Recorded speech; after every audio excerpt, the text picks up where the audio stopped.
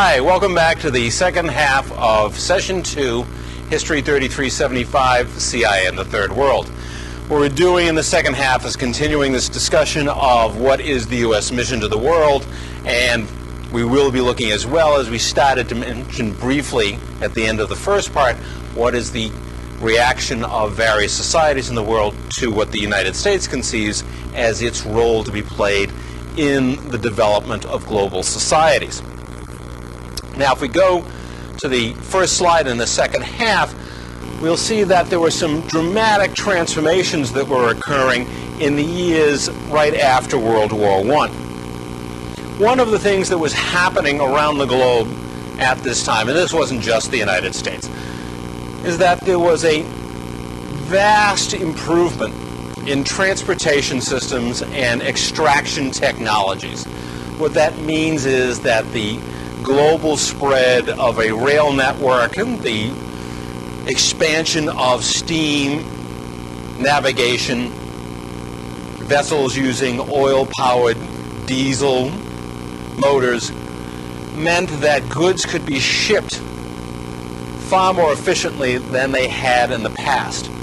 And furthermore, that the industrialized countries, and the United States was particularly a leader in this, were using industrial technologies and applying them to the extraction of raw materials, such as in mining, oil exploration and production, but also in agricultural production. Suddenly, it was going to be possible to far more efficiently exploit the extraction of those raw materials and ship them around the globe. This meant that economic growth around the world, particularly for those societies that were producing these essentially primary products like mineral products and agricultural products, and this would apply especially to societies that we now refer to as third world countries in Africa and Latin America and in Asia, that these countries were going to enjoy considerable growth in their economies, although many of them are colonies at this time, but their economies are going to be growing pretty rapidly because of the application of these new technologies. This is part of what fueled what was known as the Roaring Twenties, a rapid expansion of economic growth in much of the global economy. But as that's going on, there are a few problems nibbling at the edges and then undermining the whole process. Part of the problem lies with these new technologies, that as they are applied, countries around the world are flooding the global market with comparable products, much like American industry was doing back with standardized products in the late 19th century. In other words, any number of regions in Africa, Latin America, and elsewhere are producing mineral products, the same copper, the same iron ore, etc., and putting them on the world market in much larger quantities and shipping them much more efficiently. And what that's going to do is drive down prices. So for a time, this is going to feed economic growth, but there's also this danger that once again, now on a global scale, you're going to have overproduction, oversupply of products. Added to that is the issue of debt in the world financial system, and Germany is the leading problem here. After the war, Germany, of course, is in disastrous shape. Much of its industrial base has been destroyed. And in addition to that, it faces the payment of billions of dollars of reparations. Now, the other European powers said, well, you're at fault for the war, so you have to pay us money for the damage you did because the war was your fault. That's, of course, because they won the war, so they could say whatever they wanted. So Germany has huge needs to rebuild its economy and go on paying this debt. And the thing that we'll do is borrow billions of dollars, especially from the United States, because the United States is now the world's leading financial power. The problem with this is that, as I point out here in the notes, New York is not London. Meaning this, that England's economy was heavily dependent, was built, especially in the 19th century, on its international aspects, on colonies like India, on international trade. far more so than the United States. As much as the United States was reaching out overseas, the international part remained a small part of the total economy. It was the sort of safety valve to get rid of surplus products. But for the British, it was essentially the core of their economy. So they were much more concerned about international finance, about currency stability, because they were so integrated into the global economy in the 19th century. Early in the 20th century, the U.S. is interested, but most of its economic activity is still domestic. So American banks do not have the same, nor does the American government have the same sensitivity to international financial issues. That is going to have disastrous consequences. In the late 1920s, after loaning billions of dollars to Germany, to other countries too, Latin American countries were borrowing a lot of money, but Germany was the leading world debtor. After doing that, suddenly those international capital flows began to dry up. One of the reasons, not the only one, but one of the reasons was because of the stock market bubble in the United States. Stock prices were rising, and banks, and for that matter corporations, were investing in the stock market.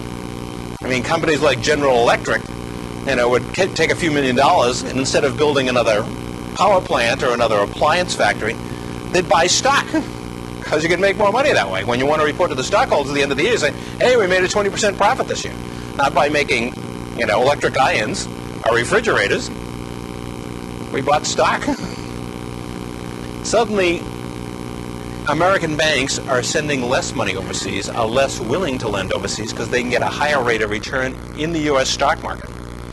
So that funding that's so essential to maintain the German economy dries up, and the German economy starts to collapse.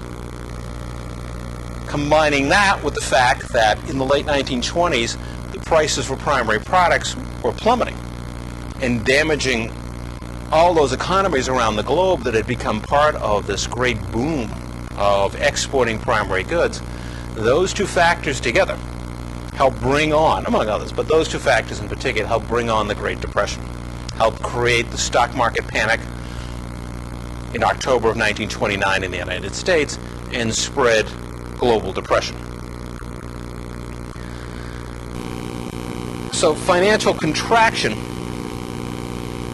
sweeps around the globe. Loans dry up. Governments are short of currency. Their economies, in many cases, especially, again, developing countries, colonial possessions, are being hammered by these price declines. In the United States, those problems are exacerbated by the fact that we have been building a consumer economy, built on consumer credit. What happens when the economy goes downhill and unemployment is spreading? People have gone out and bought appliances, automobiles, homes, everything on credit. Well, the first thing you're going to do when you're short of money is say, you know what, I'm not making those payments this month. No more. Can't afford it. Got to buy food.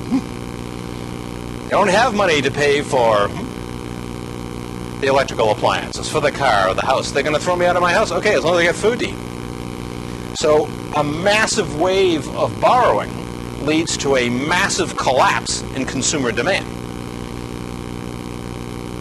And we know today how important consumer demand is. It wasn't quite that important in the 1920s and early 30s, but it was darn important. Meaning the Depression's effects are particularly devastating here as well, even though this is a developed, industrialized economy, because of the collapse of consumer demand. The entire world economic system is in crisis. World trade drops by 2/3. World industrial output drops by 1/3. And if you think about this was during the course of the early 1930s. When you think about it, if gross national product in this country doesn't grow by at least 2% minimum, we figure we're in a recession. And here you're talking about gross national product dropping by 5, 10, 12% a year.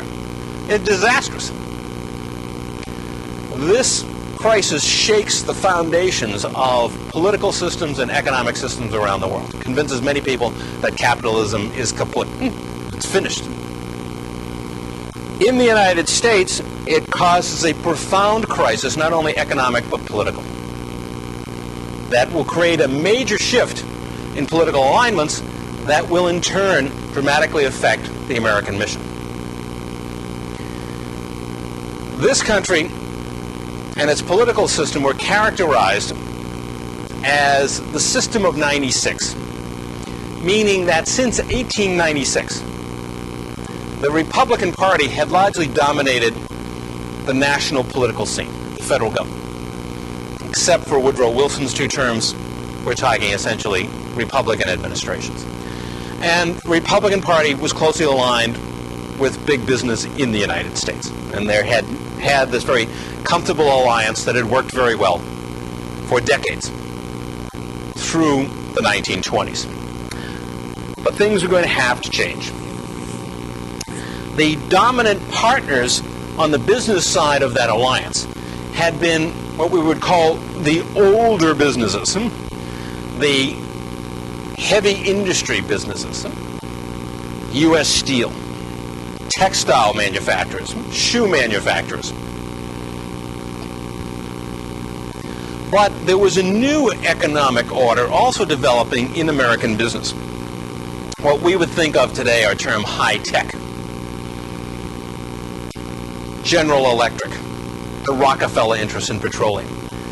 Companies that were capital intensive as opposed to the labor intensive steel industry, textile industry, shoe industry, etc. The high tech industries are particularly competitive internationally.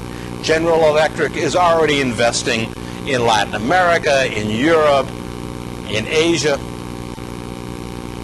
The petroleum companies are spreading their investments in the world as well. Why? Because they know that they have technologies which will allow them to compete with anyone globally. The older industries are less certain of that. Their technologies are not very different from their competitors in Europe. With the democratic triumph of Franklin Roosevelt in 1932, there's a major shift that many of the high-tech businesses in America, their leaders, will begin to ally themselves with Roosevelt. And eventually, a triple alliance is shaped in the early 1930s between the Democratic Party, the high-tech sectors of American business, and large labor unions, who come together with a common understanding of some basic ideas of what they are going to try to accomplish. And the biggest thing is, of course, they got to salvage the national economy. And in doing that, they also realize they have to salvage the global economy. Otherwise, it's all over for all of them. They're going to have to rebuild the old order. Let me go back a second here.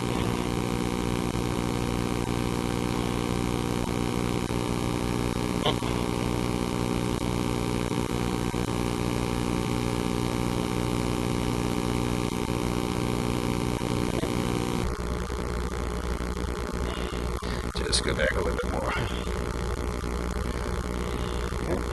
Okay, let me do it. Hold on a second.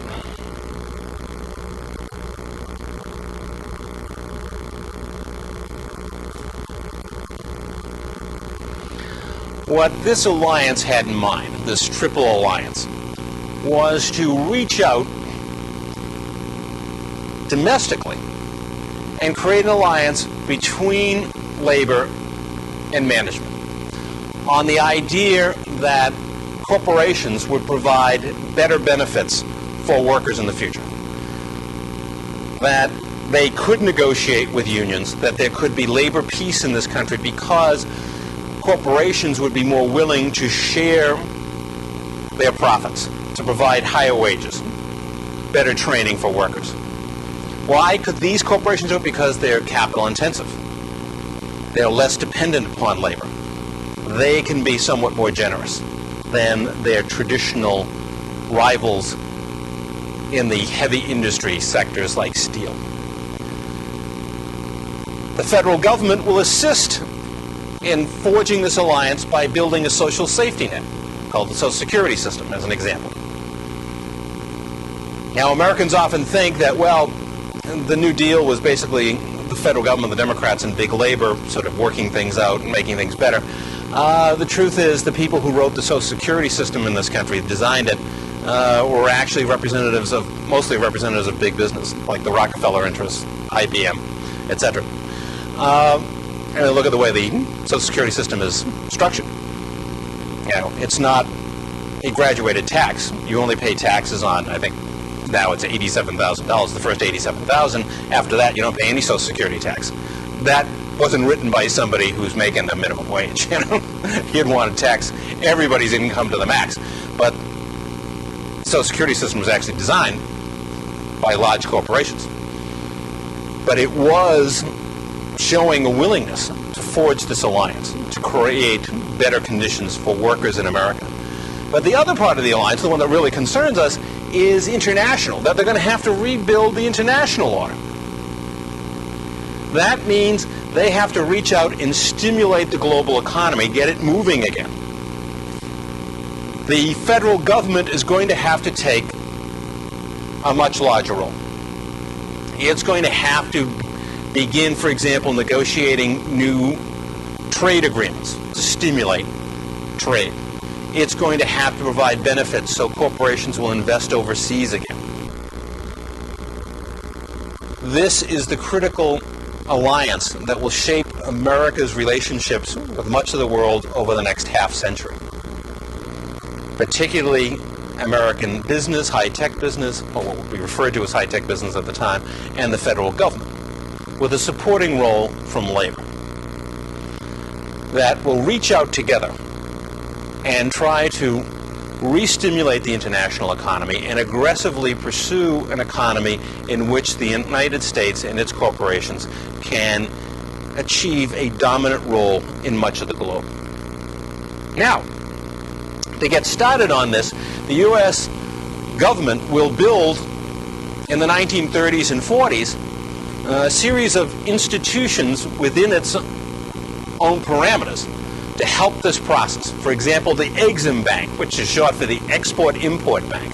Export-Import Bank was created during the Depression, and the purpose of it was to stimulate international trade, to loan money so that trade could go on. I mean, if you want to export goods and buy goods that are being exported, you have to have money. If I want to ship my goods overseas, I want somebody to pay me for them. But the guy on the other end, he doesn't have any money till he sells the goods. So how's he going to pay me? Well, if the Export-Import Bank will loan him the money, he'll use that money to buy my goods, sell them, and then make his profit. So the bank would stimulate international trade by loaning money to finance trade. This was going to be a government institution. After several permutations, the U.S. would also create the United States Agency for International Development, USAID. It would promote and back development projects in various parts of the world. Build a dam, a highway, a school, etc. Now, a catch here is you got to use U.S. products. We're going to give $1 million to country X to build an irrigation system in this region of the world, fine. But the equipment that's used to build the irrigation system has to be American. So this is, there's a practical side to this. Yeah, we're going to help development, but what we really want to do is stimulate sales of American equipment and the use of American businesses overseas. And the other aspect of USAID is that it will only back projects that promote private enterprise. In other words, this is a far more sophisticated attempt to do the American mission. That, yeah, we want other countries to emulate our private enterprise system, but now we're not just saying, well, here's how we do it, and here we're investing in your country. Now the government is saying, we'll help you in your economic development programs, but you know what? You got to pursue private enterprise. We're not going to fund something that says, well, the government is going to build a power plant. We don't want that. That's state enterprise. We want private enterprise. So if you're promoting a development project that promotes private enterprise, fine, and is at least favorably inclined to foreign investment, we'll help you. The United States Information Service, to spread positive ideas about the United States. We're not just, going to let some merchant carry an American Constitution somewhere. Now a government agency is out there spreading news stories, creating film clips, setting up libraries around the world to give a positive impression of the United States, its values, institutions, and ideas, whether they're political, economic, social, etc.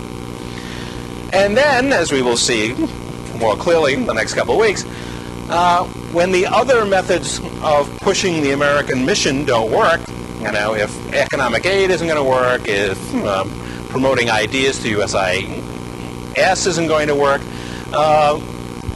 we'll create the CIA.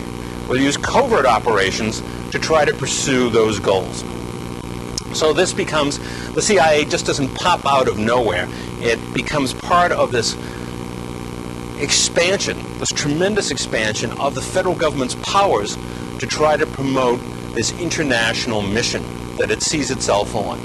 And the CIA, in many cases, will be the institution of last resort. And now, if aid doesn't work, diplomacy doesn't work, you're not going to become part of our mission, fine. Then we'll use covert action. In the years after World War II, the U.S. expanded these instruments through which it could affect global developments through a series of multilateral agencies. In other words, they're not U.S. government agencies. They're agencies that involve a number of different governments, particularly Western European governments, such as the World Bank and the International Monetary Fund. The fact is, both of these, particularly in the decades after their creation, were dominated by the United States, and in many ways still are. I mean, you've had a number of presidents of the World Bank that were U.S. political figures at one time or another, or U.S. economic figures. But more than that, since the U.S. usually is the largest contributor to the World Bank and the IMF, they pretty much call the game. And with both of these agencies, the idea is to follow the American vision. The World Bank, like USAID, only funds projects that clearly are going to promote private enterprise and will clearly be favorable to foreign investment.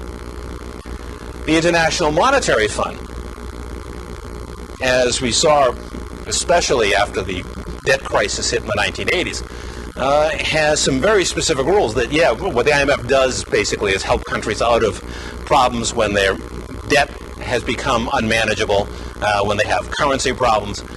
They will loan you money, but on the condition that, okay, we'll loan you the money to get you out of this jam, but you have to get rid of those rules that exclude foreign investment.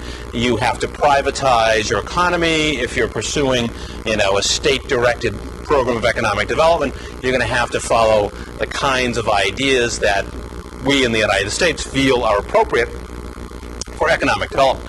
So these are not simply impartial agencies.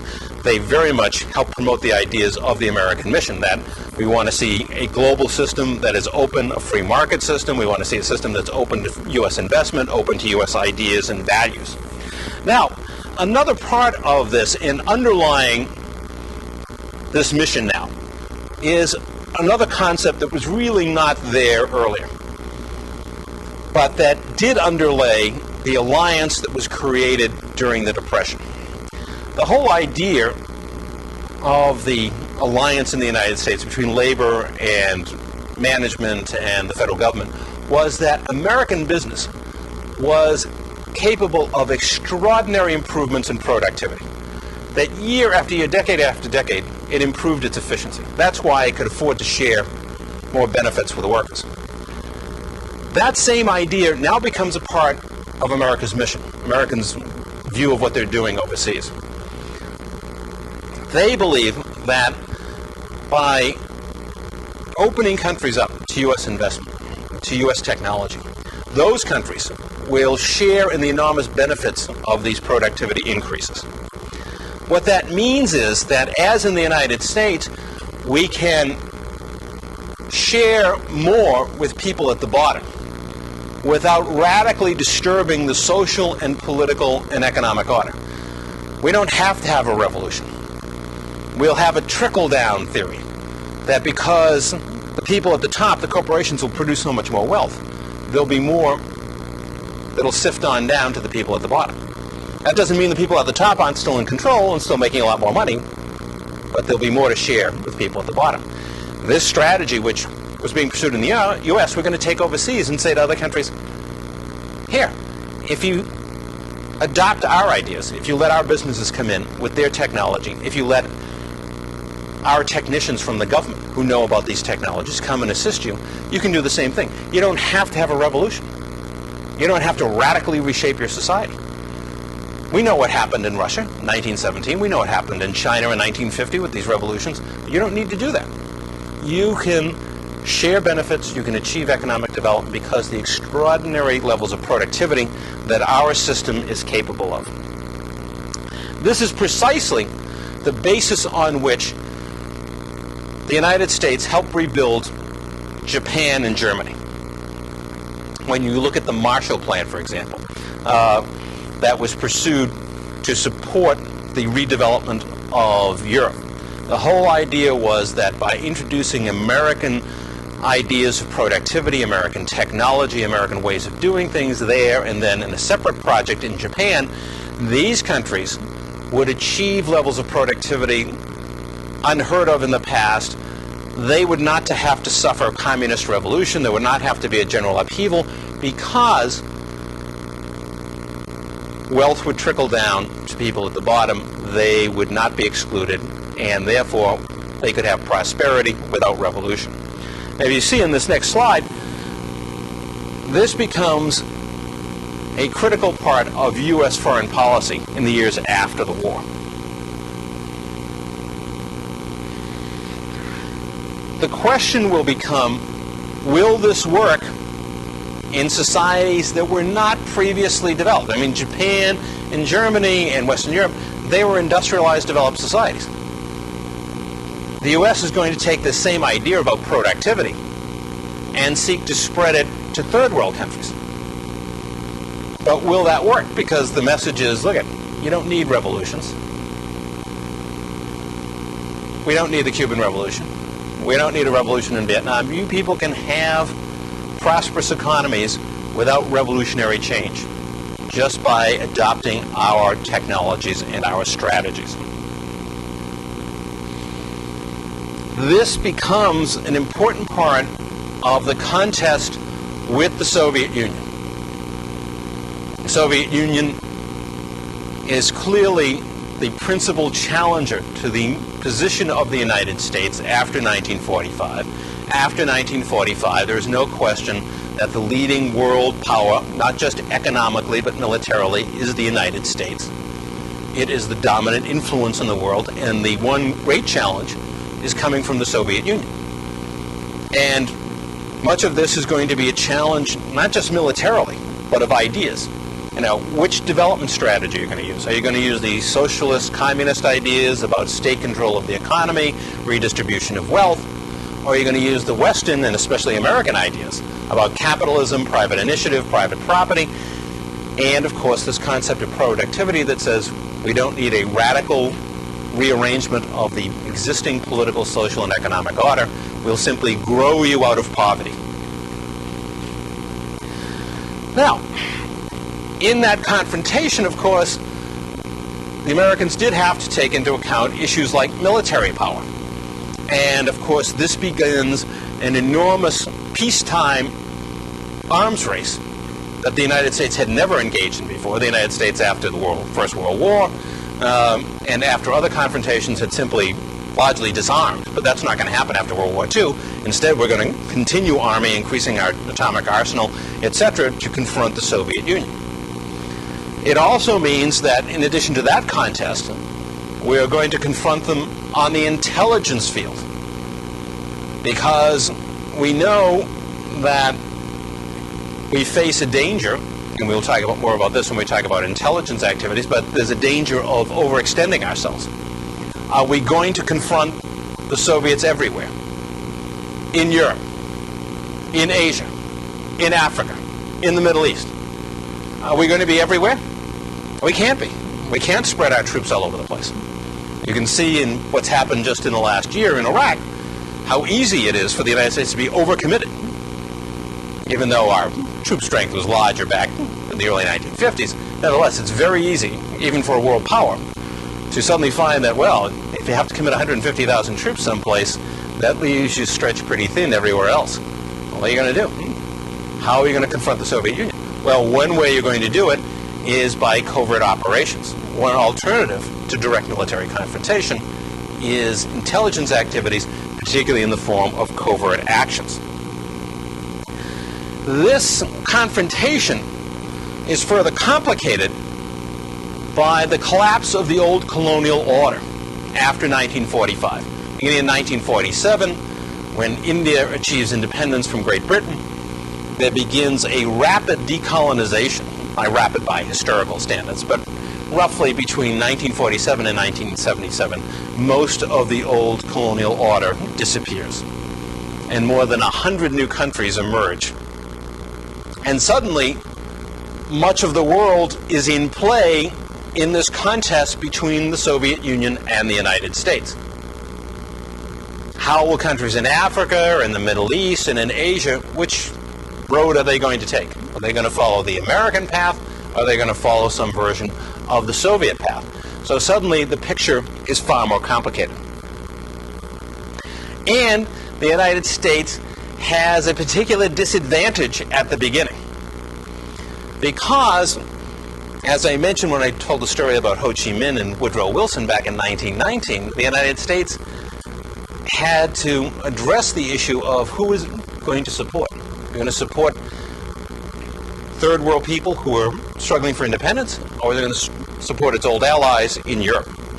In places like Indonesia, which was a Dutch colony, and Vietnam, which is a French colony, the U.S. had a choice between the third world or the old world order, meaning the old colonial powers. Because after 1945, our European allies are facing armed insurrection in many cases in their colonial possessions, people struggling for independence. And the United States fairly consistently is going to say, well, fact is we got to worry about the Soviet Union and Europe. We can't afford to weaken our allies in Europe, and that's what will happen if they lose all these colonies suddenly.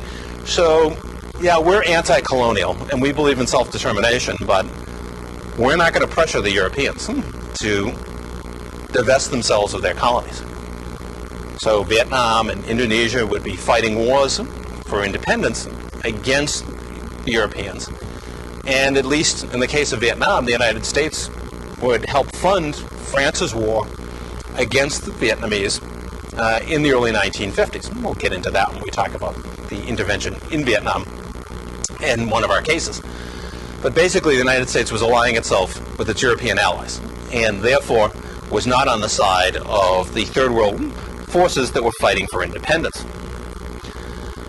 So the United States now confronts a Cold War in the third world, as you see in this next slide.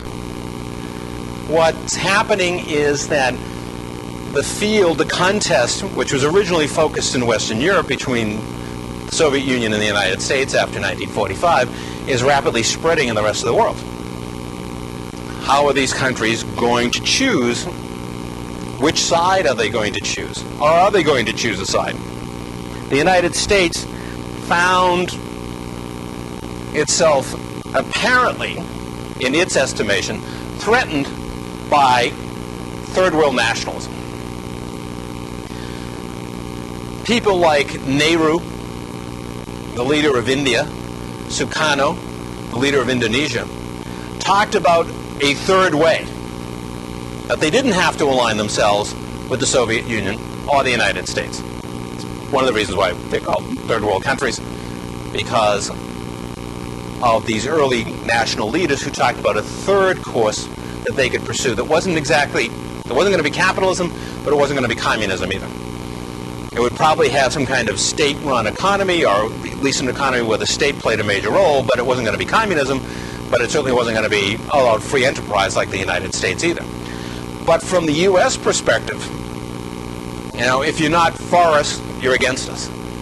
So many of these leaders, including Sukarno, to a lesser degree Nehru, were perceived as enemies, as people who were really fellow travelers with the communists.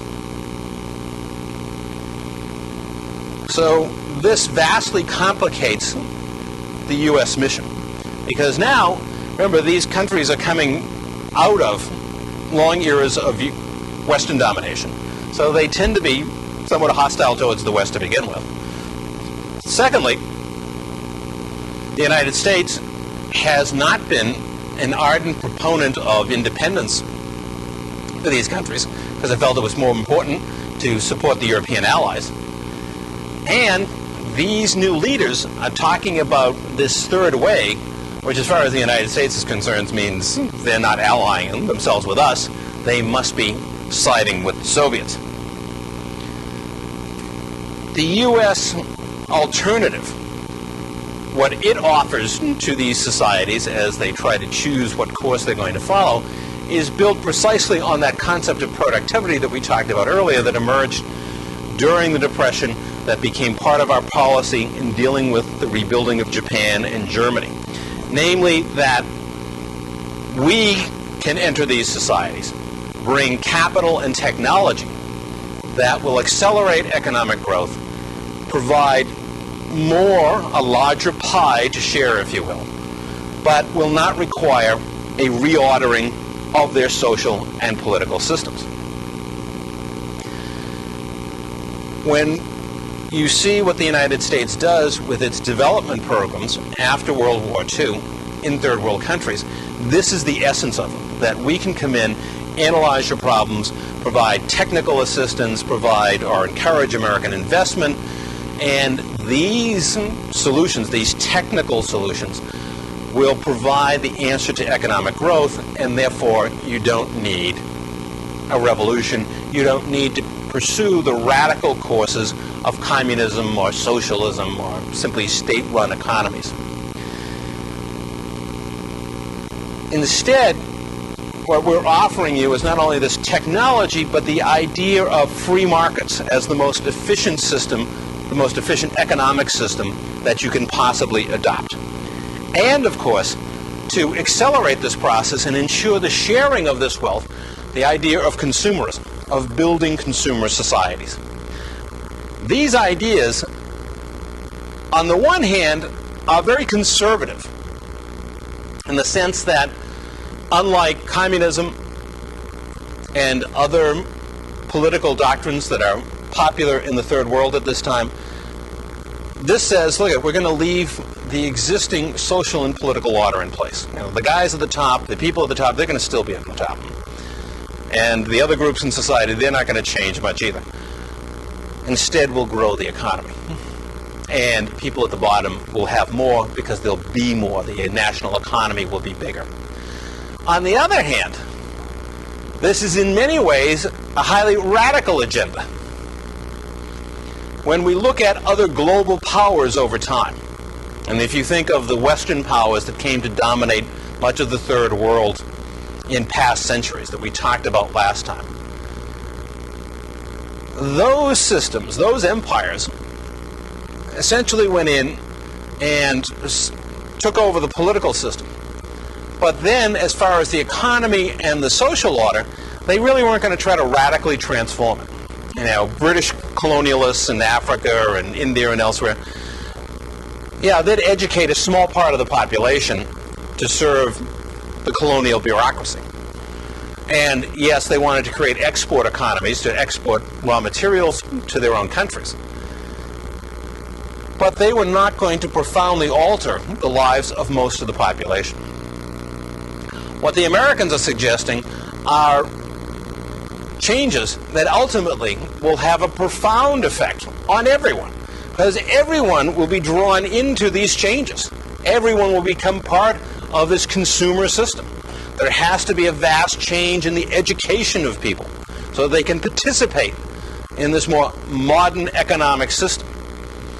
The spread of consumerism, the spread of modern financial institutions, the spread of modern productive systems, largely by the United States, of course. I mean, that's the idea behind this. But still, this will have profound effects across these societies. So on the one hand, it's very conservative because they say, well, we want to pretty much leave the existing social and political structure in place. But on the other hand, we want to make all these changes. We want to radically alter the way you look at the world, what you would do with yourself, what you see as the essence of human fulfillment. We want to change all of that. We want to open you up to whole new sets of ideas, far more radical a set of changes than ever conceived by any other world power, if you go back through history.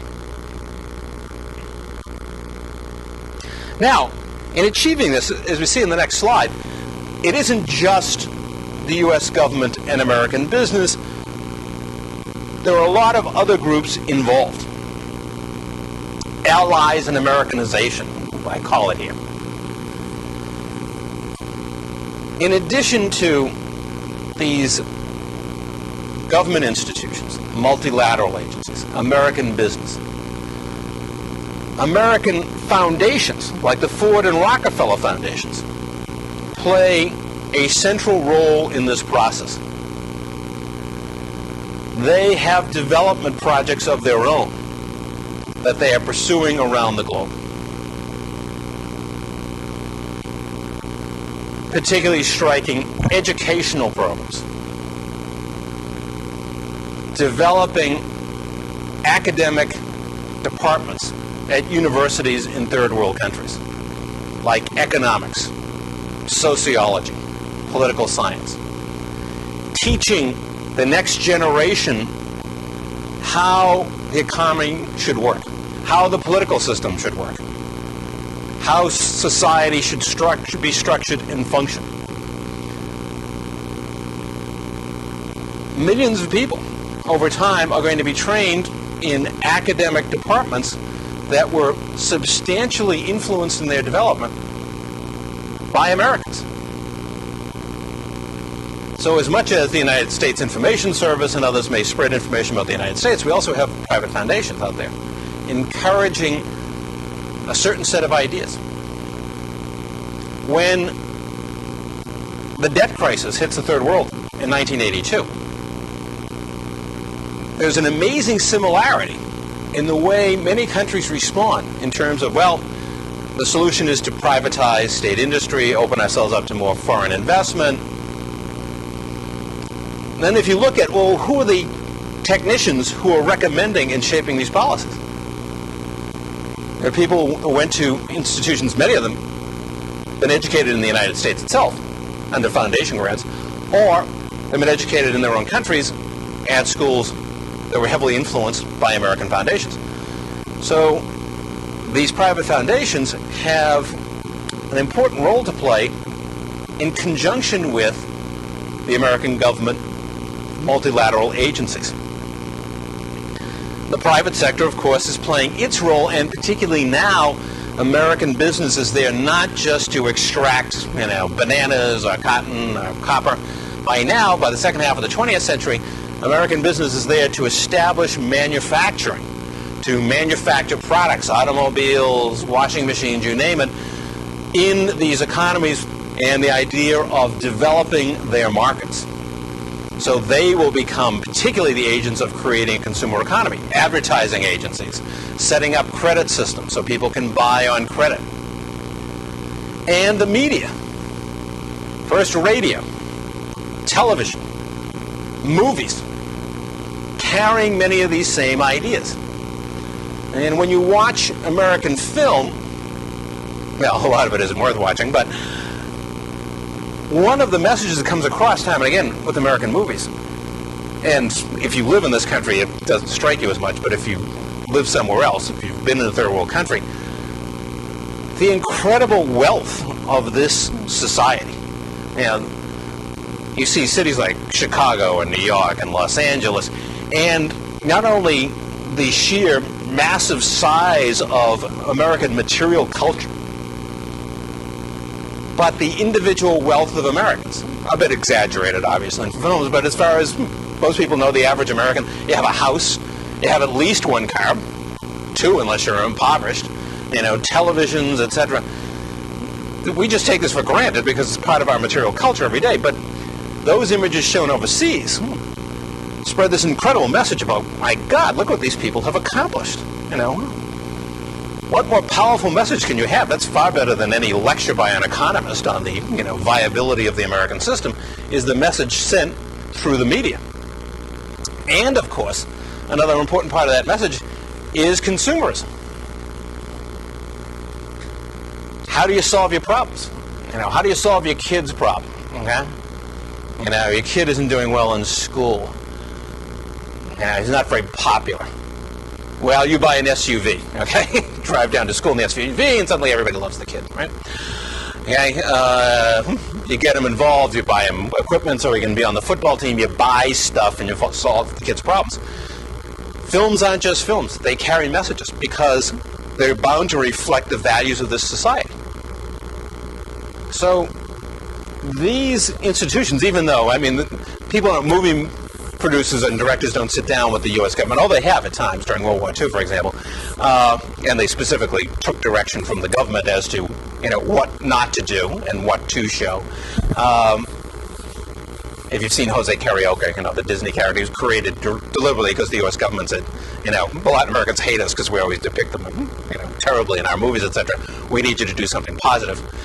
So along came Jose Karaoke. So sometimes it's been direct government influence, but usually it's simply that this media, which is spreading around the world, is spreading a set of values that are our values. So all of these different agencies, whether it's government, whether it's business, foundations, the media, and even American labor, organized American labor has been active in much of the world trying to set up the kinds of unions that would be anti-communist, that would be business unions that would operate basically on bread and butter wage issues that American business found acceptable, and have tried to counteract the influence of leftist communist unions around much of the globe.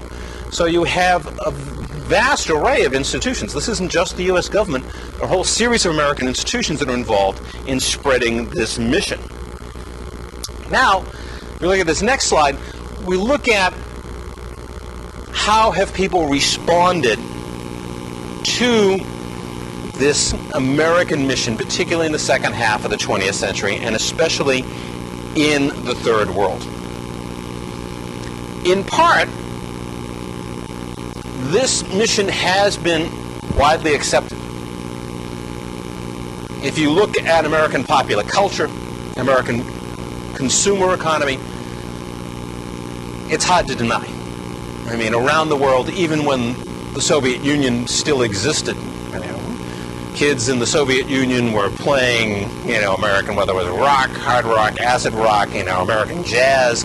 The influence of American popular culture and material culture, specifically blue jeans, were in ferocious demand, and as early as the 1960s throughout the Third World.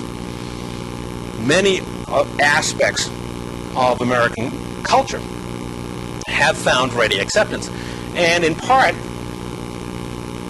some of the values that are imbued in that culture have also been widely accepted. When people go out and, let's say, okay, you're wearing a pair of, I don't want to promote particular sneakers, but something that costs you $150, right? Because some athlete's name is on them. And you got a T-shirt with some team's name on it, and you're wearing a baseball cap backwards. Who knows why. But in any case, sorry, it's my age. That stuff isn't just people buying stuff.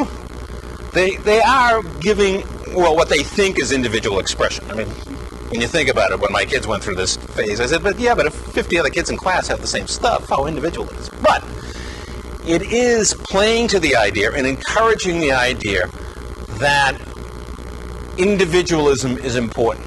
And you can express yourself as an individual by purchasing these goods. So you have two things at the same time: consumer culture and American individualism. So people are not just buying into a popular material culture, they're also stressing certain values when they do that. Okay? Buying into ideas that Americans have about the importance of the individual. That individual improvement, individual expression, these are significant for us. So a lot of people are buying into this stuff. Now, again, if we go back to the slide, the other side of this is not all of this stuff flies in other societies for a variety of reasons. In part, a rejection of Western domination. You may say, well, but we weren't a colonial power, so why are they mad at us? Because we're part of the West. because we supported the Western powers when they opposed decolonization, when they opposed national liberation after World War II.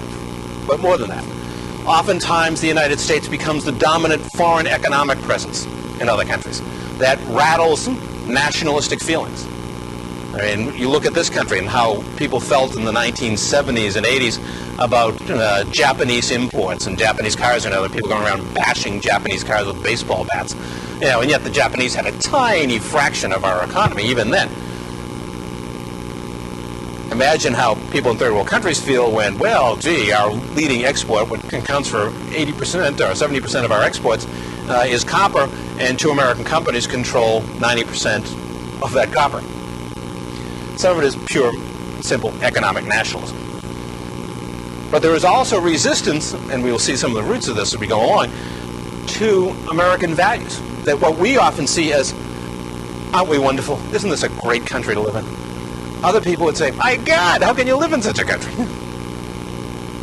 Values that we see as central to our culture and indeed important positive aspects of our culture are often greeted elsewhere with considerable hostility. So this is not a simple story. It's not a matter of, well, gee, everybody hates America about everything.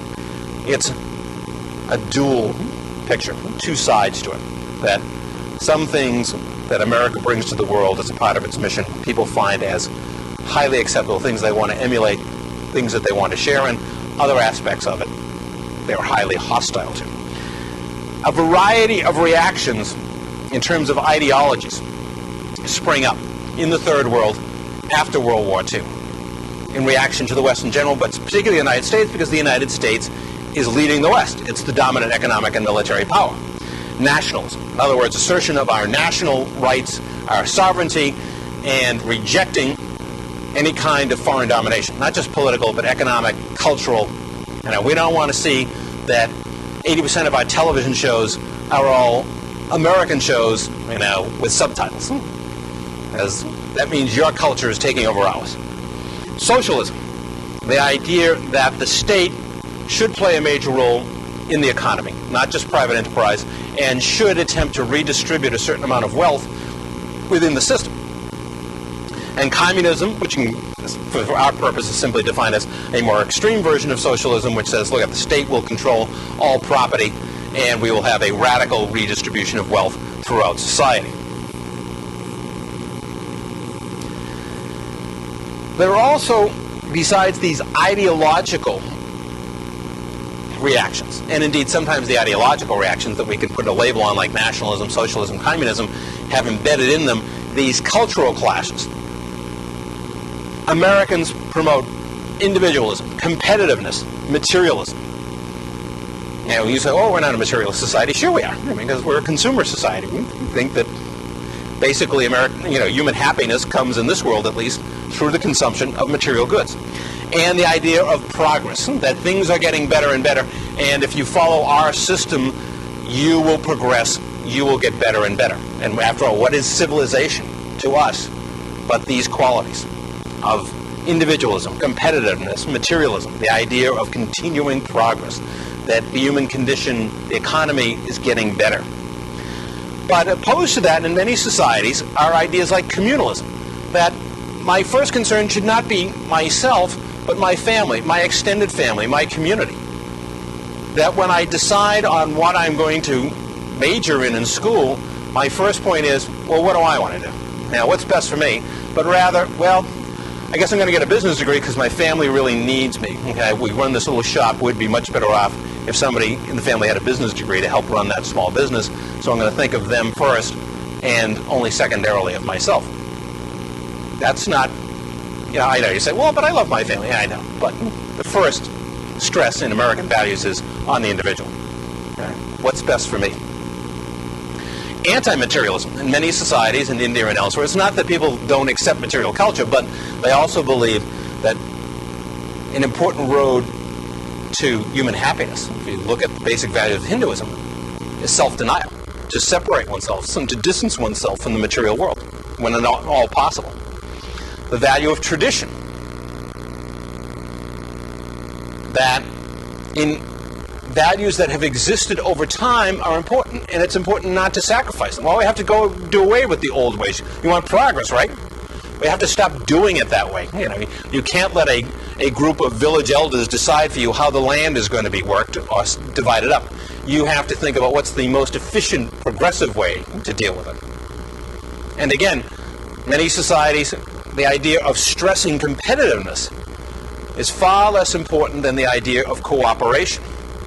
That the first issue is how well do we get along, how well can we work with people, rather than can I outdo that other person. Now, and the message of American culture, of course, is competitiveness. Even when it's a team sport, it's the idea we're going to bash the other team's head in, right? That sends, and the spread of American sports, helps reinforce those values. We think they're great, and that this is what made this country great. Yeah, okay, fine, but for many societies, those are not the values that they would stress as the most important. So we have a basic clash going on, even as we have many American values and many aspects of the American mission being encouraged. We look at the next slide. We also have to look at how the United States was going to deal with this highly complicated process of dealing with the challenge of the Soviet Union and dealing with third world countries, and which side were they going to come down on, and how would the United States deal with the fact that there were many reasons for resentment of the U.S. and its influence, even as other aspects of American society or American values were being accepted. One of the challenges in this post-war world were the limits of military intervention, as I suggested earlier. The danger of overextension, that, you can't be everywhere. You can't put troops in every location where you might have to confront Soviet influence or Soviet power. And you had another very real problem, and that was the bomb. Yeah, we have atomic weapons, but by the late 50s, the Soviets have lots of atomic weapons too, and the capacity to deliver them. So do you really want to push the Soviets in a direct confrontation so that they push the button? This was an ongoing concern. So sure, you may be in a situation where you enjoy a tactical military advantage in some location, and you could drive the point home, but if you do, somebody in Moscow may say, ooh, they have gone too far, and it's nuclear holocaust now. So despite the power of the U.S., there were serious limiting factors, both in overextension and the threat of nuclear disaster. That is why more and more the U.S. turned towards agencies like USAID to try to accomplish its goals to fight communism through foreign aid, to pursue the American mission, to spread American values, but also to fend off the communists by offering alternative methods of development through such agencies and their multilateral counterparts like the World Bank. But when those failed again, there was always the CIA, covert operations. If you wanted to avoid nuclear holocaust, you avoided a direct confrontation, covert action. If countries did not prove amenable to accepting the American model, the American mission, these ideas of productivity and promoting private enterprise, and they seem recalcitrant and unwilling, well, okay, we got other ways to deal with you folks. In this confrontation and its various forms, because we can see that the contest is going on at a variety of levels as the Americans try to pursue their mission. They're involved, it involves the government, it involves business, foundations, etc. As all of that is going on,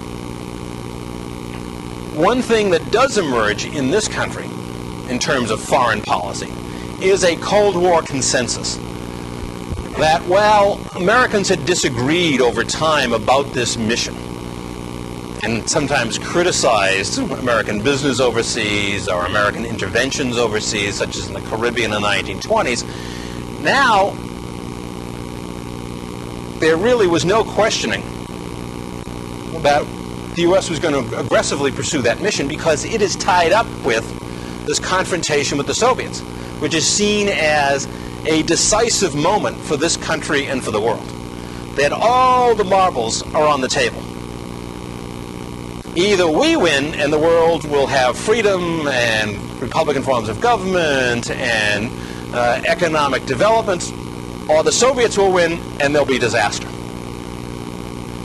So American presidents, the American executive, after 1945 was going to enjoy essentially a rubber stamp from the American people and especially from Congress. What presidents wanted in the way of foreign policy, they pretty much got.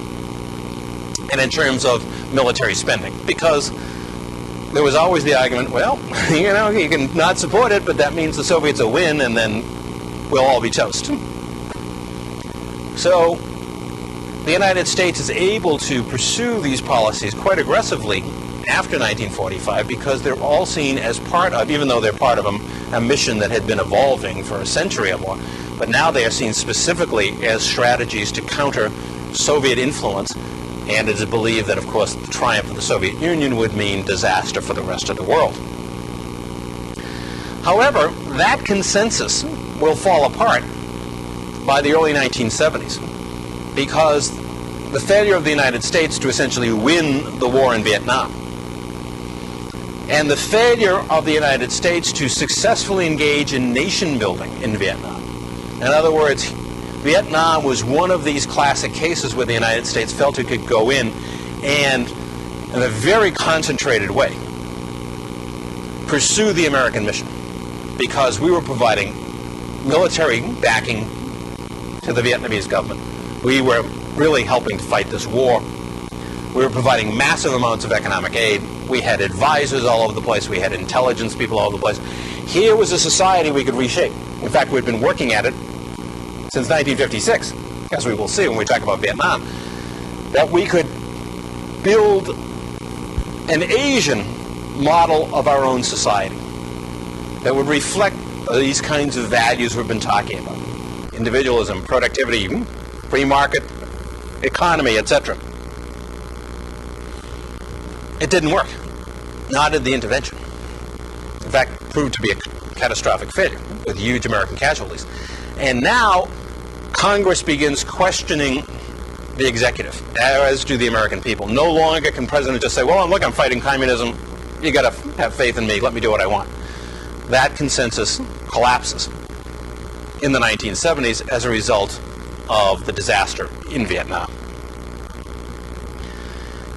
In the post-Vietnam era, when we look at the next slide here, we will see that the United States will take on a still aggressive policy, but one that is more subdued. Again, when we look at the next slide, post-Vietnam era. I got that up there? Yeah, okay. See, we're still getting over that Vietnam syndrome. The post-Vietnam era, we have a situation in which the United States is going to be less inclined to aggressively pursue intervention. Not only overt military intervention, but even some forms of CIA intervention, because, as we will see, Vietnam began in part with the CIA playing a major role in the country's activities, and then we got drawn into a much larger confrontation.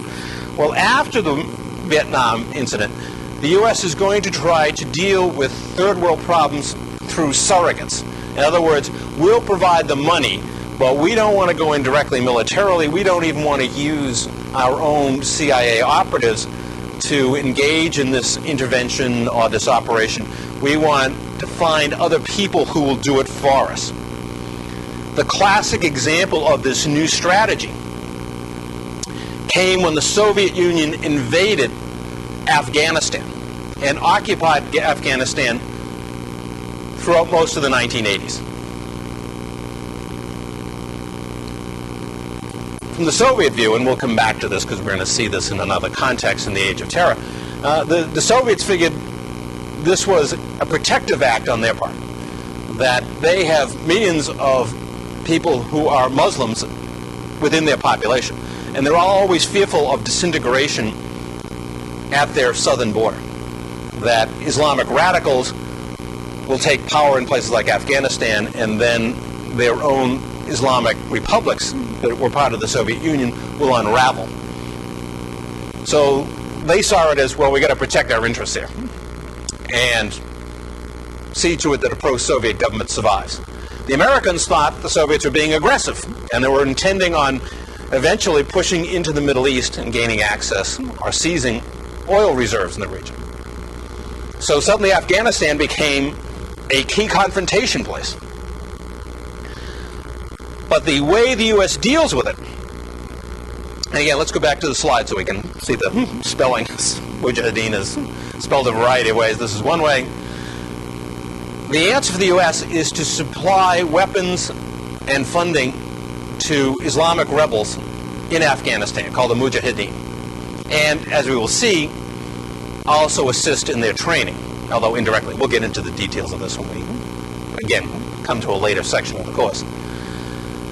In addition to the Mujahideen, who are Afghans, the U.S. also assisted in the recruiting of thousands of people who were known as Afghan Arabs. In other words, these were people from Arab countries in the Middle East who were recruited to go and fight with the Mujahideen against the Soviets in Afghanistan.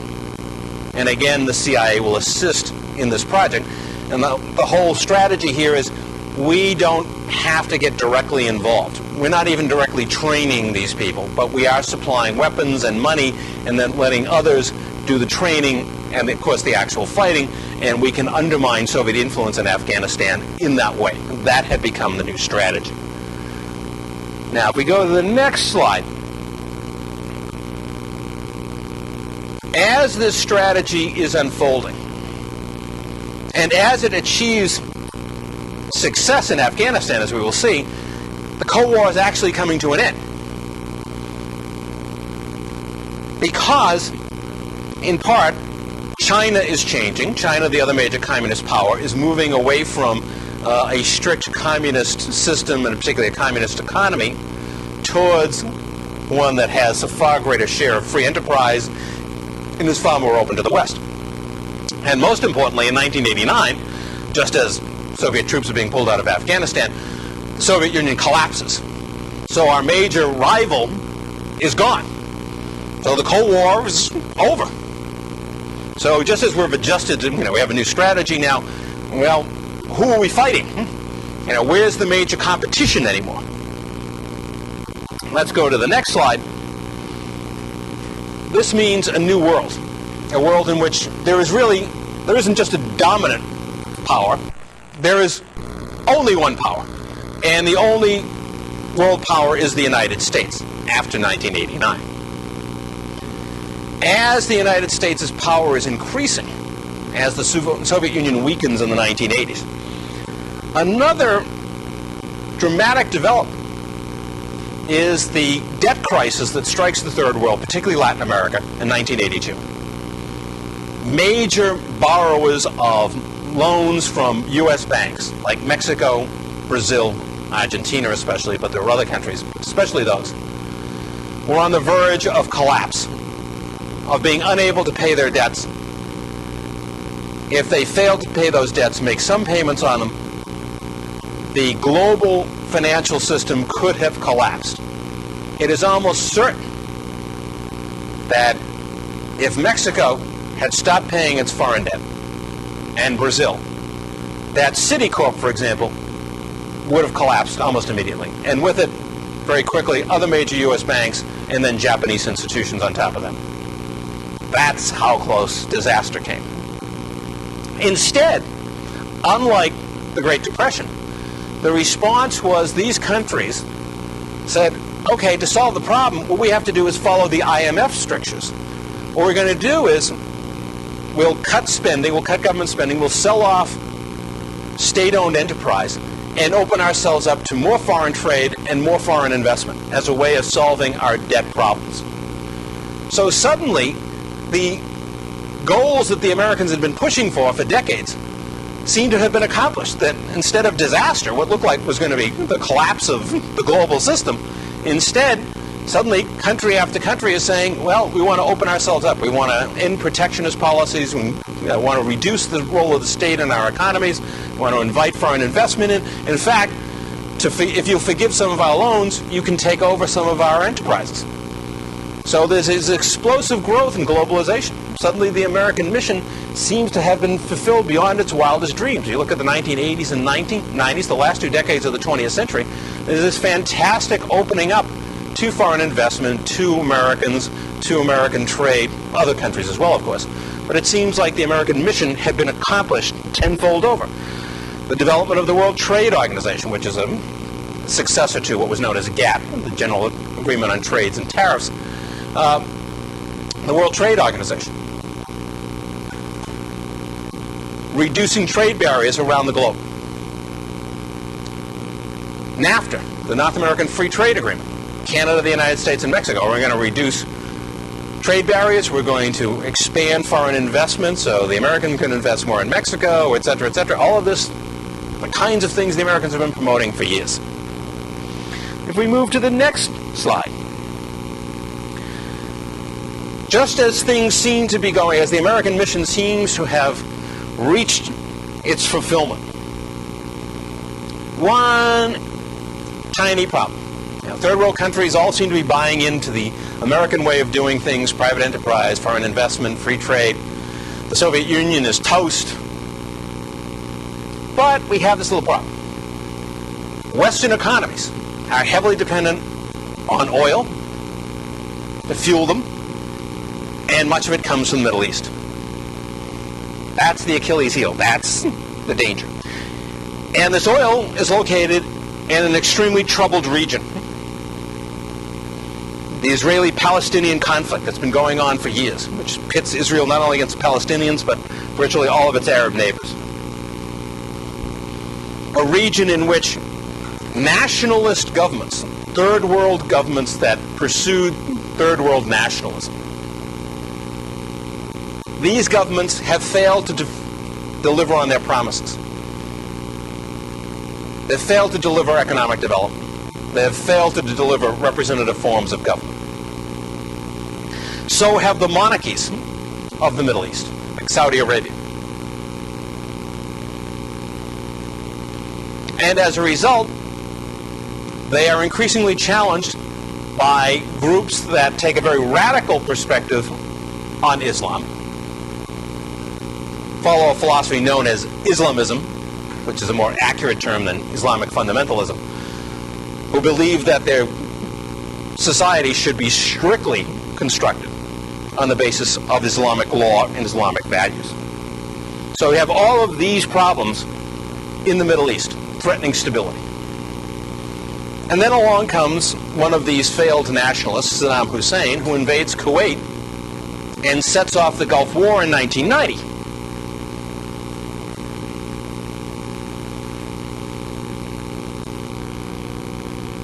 If we go to the next slide,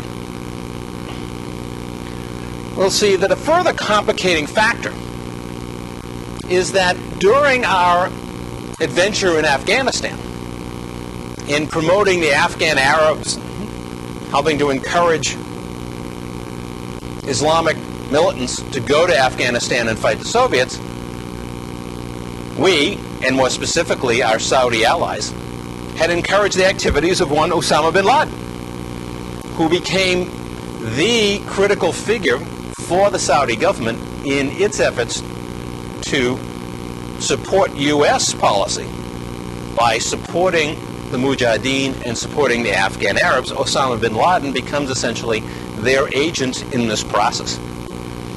Only Osama bin Laden's reaction to the end of the war in Afghanistan is that the Americans and the Saudis have betrayed the Mujahideen, because once the Soviets withdrew, we didn't care what happened to the Mujahideen.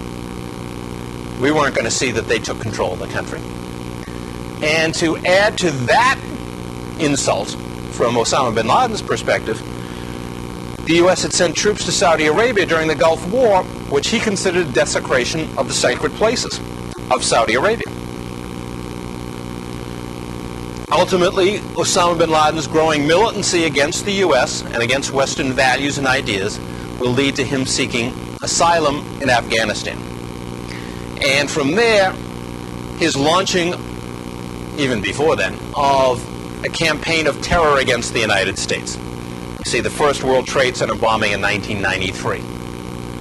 And what becomes, as we go to the next slide, a series of events. The bombing of the USS Cole in October of 2000 and September 11th, 2001, as we all know. Now the United States is faced with a new threat, a new challenge. It may not be third world nationalism, it may not be communism, but it's still a system, a philosophy that rejects Western influence, rejects American values and ideas, and seeks to counter American influence. In response, the United States has invaded Afghanistan, invaded Iraq, and we are now, once again, involved in Iraq in trying to establish a political system, an economic system, a set of values compatible with our own. We are once again pursuing, in an aggressive fashion, the U.S. mission. So we've seen the American mission go from territorial expansion to globalization, to the ideas of spreading the American dream, recreating the world in our own image. But down through time, in the second half of the 20th century, and now in the first part of the 21st century, we have seen challenges to that American mission, from third world nationalism now to Islamism, communism in between. All of these different philosophies challenging America's claim to influence the world and how it will develop. It's in the midst of this process in the second half of the 20th and beginning of the 21st century that we must examine the CIA and its activities, because the CIA has been an agent of the American mission in trying to achieve this transformation of the globe. Next time we're going to look at the CIA as an institution over the next couple of sessions, and then in the weeks following that we will see how it served as an agent of the American mission throughout more than 50 years of its existence. Thanks.